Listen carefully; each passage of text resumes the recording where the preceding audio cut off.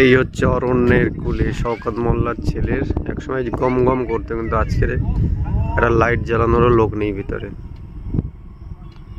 বিরাট বড় ক্যাফে, কিন্তু একটাও লাইট জ্বলছে না। সময়ের পরিবর্তন যাকে বলে। সুন্দর পরিবেশ।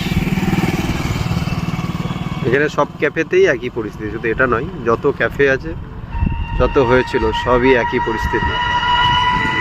আজ শুধু খাঁ খাঁ করছে, লোকজনও কেউ নেই।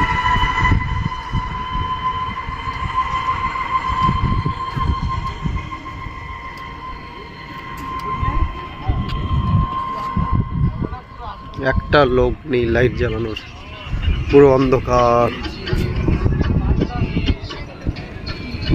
সবই আছে কিন্তু মানুষজন আর কেউ নেই।